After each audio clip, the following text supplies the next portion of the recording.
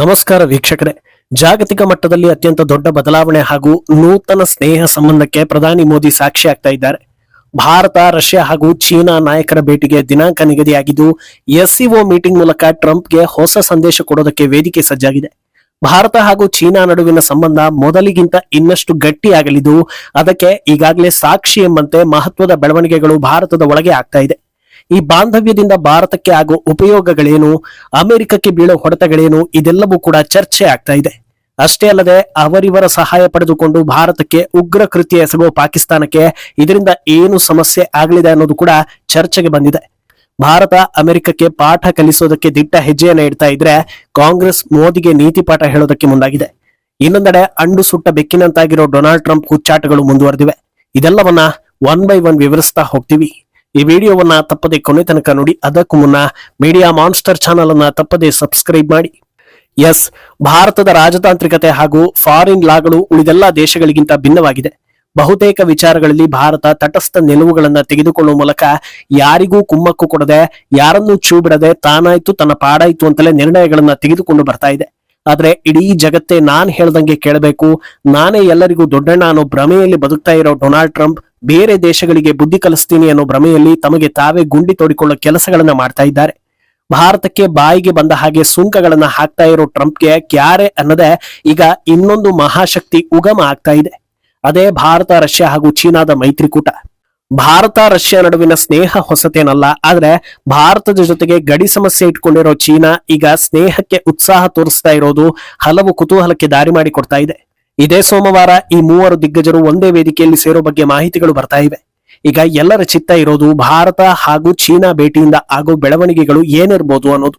June 2020ರಲ್ಲಿ ನಡೆದ ಮಾರಣಾಂತಿಕ ಗಾಲ್ವಾನ್ ಕಣಿವೆಯ ಘರ್ಷಣೆಯ ನಂತರ ಭಾರತ ಮತ್ತು ಚೀನಾ ನಡುವಿನ ಸಂಬಂಧಗಳು ಹದಗೆಟ್ಟಿತ್ತು. ಆದ್ರೆ ಮಿಲಿಟರಿ ಮತ್ತು ರಾಜತಾಂತ್ರಿಕ ಸರಣಿ ಸಭೆಗಳ ನಂತರ ವಾಸ್ತವ ನಿಯಂತ್ರಣ ರೇಖೆಯುದ್ದಕ್ಕೂ ಅಂದ್ರೆ LAC ಉದ್ದಕ್ಕೂ ಪ್ರಮುಖ ಘರ್ಷಣೆಯ ಬಿಂದುಗಳಿಂದ ಪರಸ್ಪರ ಸೇನೆಯನ್ನ ಹಿಂತೆಗೆದುಕೊಳ್ಳುವಿಕೆಗೆ ಕಾರಣವಾಯಿತು. ಚೀನಾಗೆ ಪಾಠ ಕಲಿಸೋ ಸಲುವಾಗಿ ಭಾರತ ಸರ್ಕಾರ ಹಲವು ರಾಜತಾಂತ್ರಿಕ ನಿರ್ಧಾರಗಳನ್ನ ಕೈಗೊಂಡಿತ್ತು. ಆ ಪೈಕಿ ಚೀನಾ ಆಪ್ಗಳನ್ನ ಭಾರತದಲ್ಲಿ ಬ್ಯಾನ್ ಮಾಡಿದ್ದು ಕೂಡ ಪ್ರಮುಖವಾಗಿತ್ತು. ಇದರಿಂದ ಚೀನಾಗೆ ಆರ್ಥಿಕ ಸಂಕಷ್ಟ ಎದುರಾಗಿದೆ ಅಂತ ಹೇಳಲಾಗಿತ್ತು. ಈಗ ನಡೀತಾ ಇರೋ ಬೆಳವಣಿಗೆಯಿಂದ ಮುಂದಿನ ದಿನಗಳಲ್ಲಿ ಚೀನಾ ಆಪ್ಗಳು ಭಾರತದಲ್ಲಿ ಮತ್ತೆ ಆಕ್ಟಿವ್ ಆಗೋ ಸಾಧ್ಯತೆ ಇದೆ. ಪ್ರಮುಖವಾಗಿ ಟಿಕ್ಟಾಕ್. ಈಗಾಗಲೇ ಟಿಕ್ಟಾಕ್ಗೆ ಭಾರತ ಸರ್ಕಾರ ಗ್ರೀನ್ ಸಿಗ್ನಲ್ ಕೊಟ್ಟಂತಿದ್ದು, ಗುರ್ಗಾಂವ್ನಲ್ಲಿ ಟಿಕ್ಟಾಕ್ ಸಂಸ್ಥೆಯಿಂದ ಹೈರಿಂಗ್ ಕೂಡ ಶುರುವಾಗಿದೆ. ಭಾರತ ಹಾಗೂ ಚೀನಾ ದ್ವಿಪಕ್ಷೀಯ ಮಾತುಕತೆಗಳಿಂದ ಸಕಾರಾತ್ಮಕ ಬೆಳವಣಿಗೆಗಳನ್ನ ನಿರೀಕ್ಷಿಸಬಹುದು ಅಂತ ಪ್ರಧಾನಿ ಮೋದಿ ಹಿಂಟ್ ಕೊಟ್ಟಿದ್ದಾರೆ. ಚೀನಾ ಹಾಗೂ ಭಾರತ ಪ್ರಪಂಚದಲ್ಲೇ ಅತ್ಯಂತ ದೊಡ್ಡ ನೆರೆಯ ರಾಷ್ಟ್ರಗಳು. ಆರ್ಥಿಕತೆಯಲ್ಲೂ ಎರಡೂ ದೇಶಗಳ ತೂಕ ದೊಡ್ಡದು. ಮುಂದಿನ ದಿನಗಳಲ್ಲಿ ಎರಡೂ ದೇಶಗಳ ಆರ್ಥಿಕ ಬೆಳವಣಿಗೆ ಗಮನದಲ್ಲಿ ಇಟ್ಕೊಂಡು ದೂರದೃಷ್ಟಿಯನ್ನ ಇಟ್ಕೊಂಡು ಜಾಗತಿಕ ಮಟ್ಟದಲ್ಲೂ ಈ ಭೇಟಿ ಸಕಾರಾತ್ಮಕ ಪರಿಣಾಮ ಬೀರುವಂತಹ ನಿರ್ಧಾರಗಳನ್ನ ಕೈಗೊಳ್ಳಲಾಗುತ್ತೆ ಅಂತ ಹೇಳಿದ್ದಾರೆ. ವಿಷಯ ಏನಂದ್ರೆ, ಚೀನಾಗೆ ಭಾರತ ಯಾಕೆ ಪ್ರಮುಖ ಆಗುತ್ತೆ ಅಂದ್ರೆ, ಜಾಗತಿಕ ವ್ಯಾಪಾರ ದೃಷ್ಟಿಕೋನದಿಂದ ನೋಡಿದ್ರೆ ಭಾರತದಂತ ದೊಡ್ಡ ವೇದಿಕೆ ಹಾಗೂ ಹತ್ತಿರದ ಮಾರುಕಟ್ಟೆ ಚೀನಾಗೆ ಇನ್ನೊಂದಿಲ್ಲ. ಅದರಿಂದ ಭಾರತದ ಜೊತೆಗೆ ಬಾಂಧವ್ಯ ಚೆನ್ನಾಗಿದ್ದಷ್ಟು ಅದು ಚೀನಾದ ಆರ್ಥಿಕತೆಯನ್ನ ಆರೋಗ್ಯಕರವಾಗಿಸ್ತಾ ಹೋಗುತ್ತೆ.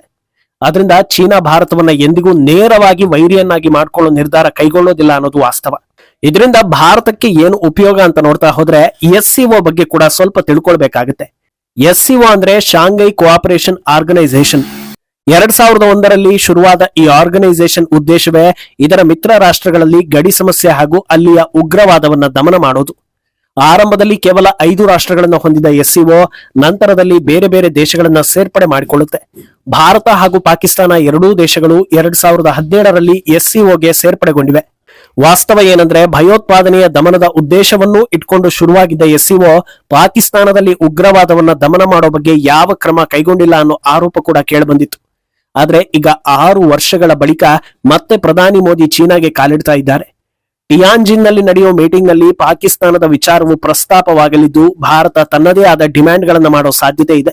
ಚೀನಾ ಪಾಕಿಸ್ತಾನಕ್ಕೆ ಸಹಾಯ ಮಾಡಿದ್ದೇ ಭಾರತದ ಮೇಲಿನ ದ್ವೇಷದಿಂದ. ಆದ್ರೆ ದಿಗ್ಗಜರಿಬ್ಬರು ಒಟ್ಟಾಗ್ತಾ ಇರುವಾಗ ಪಾಕಿಸ್ತಾನದಂತ ದೇಶ ಲೆಕ್ಕಕ್ಕೆ ಬರುತ್ತಾ ಅನ್ನೋದು ವಾಸ್ತವ. ಕೇವಲ ಭಾರತ ಹಾಗೂ ಚೀನಾ ಮಾತ್ರವಲ್ಲದೆ ಇಡೀ ಜಗತ್ತು ಈ ಭೇಟಿಯಿಂದ ಆಗೋ ಬೆಳವಣಿಗೆಗಳನ್ನ ಎದುರು ನೋಡ್ತಾ ಇದೆ. ಉಕ್ರೇನ್ನಲ್ಲಿ ಯುದ್ಧದ ಮಧ್ಯೆ ಭಾರತದ ನಿರಂತರ ತೈಲ ಖರೀದಿಯ ಬಗ್ಗೆ ಪದೇ ಪದೇ ಬೆದರಿಕೆಗಳು ಮತ್ತು ಆಕ್ಷೇಪಣೆಗಳ ನಂತರ ಅಧ್ಯಕ್ಷ ಡೊನಾಲ್ಡ್ ಟ್ರಂಪ್ ಭಾರತೀಯ ಸರಕುಗಳ ಮೇಲೆ 50% ಸುಂಕ ಹೆಚ್ಚಳದಿಂದ ಅಮೆರಿಕ ಜೊತೆಗಿನ ಭಾರತದ ಆರ್ಥಿಕ ಪಾಲುದಾರಿಕೆ ಆಘಾತಕ್ಕೊಳಗಾಗಿರೋದ್ರಿಂದ ಈ ವಿಚಾರ ಜಗತ್ತಿನ ಗಮನವನ್ನು ಸೆಳೀತಾ ಇದೆ. ಸದ್ಯ ಪ್ರಪಂಚದ ಓಪನ್ ಸೀಕ್ರೆಟ್ ಏನಂದ್ರೆ ನ್ಯಾಟೋ ಹಾಗೂ EU ಒಕ್ಕೂಟಕ್ಕಿಂತ SCO ಆರ್ಥಿಕವಾಗಿ ಹಾಗೂ ಬೇರೆ ಬೇರೆ ಆಯಾಮಗಳಿಂದಲೂ ಪವರ್ಫುಲ್ ಆಗಿದ್ದು ಈಗ ಮೀಟಿಂಗ್ ನಡೆಸ್ತಾ ಇರೋದೇ ಶಕ್ತಿ ಪ್ರದರ್ಶನ ಮಾಡೋದಕ್ಕೆ ಅಂತ ಬಿಂಬಿತವಾಗ್ತಾ ಇದೆ. ಇನ್ನು ಭಾರತದ ವಿರುದ್ಧ ತೋಚಿದಂತೆ ಟ್ಯಾರಿಫ್ ಹಾಕ್ತಾ ಇರೋ ಟ್ರಂಪ್ ಯಾವ ಕಾರಣಕ್ಕೆ ಭಾರತದ ವಿರುದ್ಧ ಈ ಕ್ರಮ ಅಂತ ಕೇಳಿದ್ರೆ ಈಗಾಗಲೇ ಹೇಳಿದ ಹಾಗೆ ಬಾಲಿಶ ಹೇಳಿಕೆಯೊಂದನ್ನ ಕೊಡ್ತಾರೆ. ಅದೇನಂದ್ರೆ ಉಕ್ರೇನ್ ಜೊತೆಗೆ ರಷ್ಯಾ ಯುದ್ಧ ಮಾಡಿ ಆ ದೇಶವನ್ನ ಹಾಳುಗೆಡುತ್ತಾ ಇದೆ, ಅಂತ ದೇಶದ ಜೊತೆಗೆ ಭಾರತ ಫ್ರೆಂಡ್ಶಿಪ್ ಮಾಡಿ ವ್ಯವಹಾರ ಮಾಡ್ತಾ ಇರೋದಕ್ಕೆ ನಮ್ಮ ವಿರೋಧ ಇದೆ ಅಂತ ಹೇಳ್ತಾರೆ. ಆದ್ರೆ ವಾಸ್ತವ ಏನು ಅನ್ನೋದನ್ನ ನೋಡೋದಕ್ಕೆ ಸ್ವಲ್ಪ ಫ್ಲಾಶ್ ಬ್ಯಾಕ್ ಹೋದ್ರೆ ಅಸಲಿ ವಿಷಯ ಬಿಚ್ಚಿಕೊಳ್ತಾ ಹೋಗುತ್ತೆ. ರಷ್ಯಾ ಹಾಗೂ ಉಕ್ರೇನ್ ನಡುವೆ ಗಡಿ ಸಮಸ್ಯೆಗಳಿತ್ತು, ಅದು ತಾರಕಕ್ಕೂ ಹೋಗಿತ್ತು. ರಷ್ಯಾ ಉಕ್ರೇನ್ ಮೇಲೆ ಪರಾಕ್ರಮ ಮೆರಿತು ಅನ್ನೋದು ನಿಜವೇ. ಆದ್ರೆ ಉಕ್ರೇನ್ ಅನ್ನ ಯುದ್ಧ ಮಾಡೋದಕ್ಕೆ ಪ್ರಚೋದಿಸಿದ ಯಾರು ಅಂದ್ರೆ ಅದು ಅಮೆರಿಕ. ಮೊದಲ ದಿನದಿಂದ ಇಲ್ಲಿಯ ತನಕ ಉಕ್ರೇನ್ಗೆ ಫಂಡ್ ಮಾಡ್ತಾ ಇರೋದು ಯಾರು ಅಂದ್ರೆ ಅದು ಅಮೆರಿಕ. ದೈತ್ಯ ರಾಷ್ಟ್ರದ ಜೊತೆಗೆ ಮುನ್ನುಗ್ಗಿ ಹೋರಾಡಿ ಅಂತ ಉಕ್ರೇನ್ಗೆ ಆಯುಧಗಳನ್ನ ಕೊಡ್ತಾ ಇರೋದು ಯಾರು ಅಂತ ನೋಡಿದ್ರೆ ಅದೂ ಅಮೆರಿಕ. ಇದೆಲ್ಲ ಯಾಕೆ ಶುರುವಾಯಿತು ಅಂತ ಕೇಳಿದ್ರೆ ಉಕ್ರೇನ್ ನ್ಯಾಟೋಗೆ ಸೇರಿದ್ರಿಂದ ಅನ್ಬೋದು. ಇನ್ನು ರಷ್ಯಾದಿಂದ ಭಾರತ ಕಚ್ಚಾ ತೈಲವನ್ನ ಖರೀದಿ ಮಾಡ್ತಾ ಇದೆ. ಯುರೇನಿಯಂ ಹಾಗೂ ಇತರೆ ಖನಿಜಗಳನ್ನ ಖರೀದಿ ಮಾಡ್ತಾ ಇರೋದು ಯಾರು ಅಂದ್ರೆ ಅದು ಅಮೆರಿಕ. ರಷ್ಯಾ ತೈಲವನ್ನ ವಿವಿಧ ಮೂಲಗಳಿಂದ ವ್ಯಾಪಕವಾಗಿ ಖರೀದಿ ಮಾಡ್ತಾ ಇರೋದು ಯಾರು ಅಂತ ಕೇಳಿದ್ರೆ ಅದು ಯುರೋಪ್ ಒಕ್ಕೂಟ. ಆದ್ರೆ ರಷ್ಯಾ ಉಕ್ರೇನ್ ಯುದ್ಧದಲ್ಲಿ ಆರೋಪಿ ಸ್ಥಾನದಲ್ಲಿ ನಿಂತಿರೋದು ಮಾತ್ರ ಭಾರತ. ರಷ್ಯಾಗೆ ಫಂಡ್ ಮಾಡ್ತಾ ಇದ್ದಾರೆ ಅಂತ ಆರೋಪ ಇರೋದು ಭಾರತದ ಮೇಲೆ, ಅದನ್ನ ಹೊರಿಸ್ತಾ ಇರೋದು ಟ್ರಂಪ್. ಇವರು ಮಾತ್ರ ರಷ್ಯಾ ಜೊತೆಗೆ ವ್ಯವಹಾರ ಮಾಡಬಹುದು. ಭಾರತದ ವ್ಯವಹಾರಕ್ಕೆ ಬೇರೆ ಬೇರೆ ಬಣ್ಣಗಳನ್ನ ಕಟ್ಟೋದಾದ್ರೆ ಅದನ್ನ ನೋಡ್ಕೊಂಡು ಕೂರೋದಕ್ಕೆ ಭಾರತೀಯರೇನು ಬಕ್ರಾಗಳ. ಟ್ರಂಪ್ಗೆ ತಾನೇ ಭಾರತ ಪಾಕ್ ಯುದ್ಧ ನಿಲ್ಲಿಸಿದ್ದು ಅನ್ನೋ ಸುಳ್ಳು ಕ್ರೆಡಿಟ್ ತೆಗೆದುಕೊಳ್ಳೋದಕ್ಕೆ ಭಾರತ ಅವಕಾಶ ಕೊಟ್ಟಿಲ್ಲ ಅನ್ನೋದು ಮೊದಲೇ ಇದ್ದ ಹುಚ್ಚನ್ನ ಇನ್ನಷ್ಟು ಹೆಚ್ಚು ಮಾಡಿದೆ. ಆದ್ರಿಂದಲೇ ಈ ಹುಚ್ಚು ತಾರ್ಕಕ್ಕೇರಿದಂತೆ ಆಡ್ತಾ ಇದ್ದಾರೆ ಅನ್ನೋದು ಕಣ್ಣಿಗೆ ಕಾಣಿಸ್ತಾ ಇದೆ. ಅಂದಹಾಗೆ ಟ್ರಂಪ್ ಹುಚ್ಚು ನಿರ್ಧಾರಗಳಿಂದ ಅಮೆರಿಕ ಪ್ರಜೆಗಳೇ ಬೇಸತ್ತಿದ್ದಾರೆ. ಈಗ ಮನಸ್ಸಿಗೆ ಬಂದಂತೆ ಟ್ಯಾರಿಫ್ ಆಗ್ತಾ ಇರೋದಕ್ಕೆ ಖುದ್ದು ಅಮೆರಿಕ ಕೋರ್ಟ್ ಕೂಡ ಅಸಮಾಧಾನವನ್ನ ಹೊರ ಹಾಕಿದೆ. ಏನೋ ಹೊರದೇಶಗಳು ಹಾಗೂ ಜಾಗತಿಕ ಮಟ್ಟದಲ್ಲಿ ಭಾರತವನ್ನ ಎಲ್ಲೂ ಅಪಾಯಕ್ಕೆ ಸಿಲುಕಿಸದೆ ಸಂಬಂಧಗಳನ್ನ ರಿಪೇರಿ ಮಾಡಿಕೊಂಡು ಭಾರತ ಸರ್ಕಾರ ದೃಢವಾಗಿ ನಿಲ್ಲುವತ್ತ ಹೆಜ್ಜೆ ಇಡ್ತಾ ಇದ್ರೆ ಚೀನಾ ಜೊತೆಗಿನ ದ್ವಿಪಕ್ಷೀಯ ಮಾತುಕತೆಗೆ ಕಾಂಗ್ರೆಸ್ ಅಪಸ್ವರ ಎತ್ತಿದೆ. ಇಲ್ಲಿಗೂ ಮಣಿಪುರ ವಿಚಾರವನ್ನ ಎಳೆದು ತಂದು ಕೌಂಟರ್ ಕೊಟ್ಟಿರೋ ಜೈರಾಮ್ ರಮೇಶ್ ಮೋದಿಗೆ ವಿದೇಶಗಳನ್ನ ಸುತ್ತೋದಕ್ಕೆ ಸಮಯ ಇರುತ್ತೆ, ಮಣಿಪುರಕ್ಕೆ ವಿಸಿಟ್ ಕೊಡೋದಕ್ಕೆ ಟೈಮ್ ಇಲ್ಲ ಅಂತ ಟೀಕಿಸೋ ಯತ್ನ ಮಾಡಿದ್ದಾರೆ. ಆಪರೇಷನ್ ಸಿಂಧೂರ್ ಟೈಮ್ನಲ್ಲಿ ಪಾಕಿಸ್ತಾನಕ್ಕೆ ಸಹಾಯ ಮಾಡಿದ್ದೆ ಚೀನಾ, ಆದ್ರೆ ಈಗ ಅದೇ ಚೀನಾ ಜೊತೆಗೆ ಕೈ ಜೋಡಿಸೋದಕ್ಕೆ ಮೋದಿ ಮುಂದಾಗಿದ್ದಾರೆ ಅಂತ ಹೇಳಿದ್ದಾರೆ. ಈ ಮಾತನ್ನ ಹೇಳೋ ನೈತಿಕತೆ ಕಾಂಗ್ರೆಸ್ಗೆ ಇದೆಯಾ ಅನ್ನೋದನ್ನ ಜನರು ಪ್ರಶ್ನೆ ಮಾಡ್ತಾ ಇರೋದು.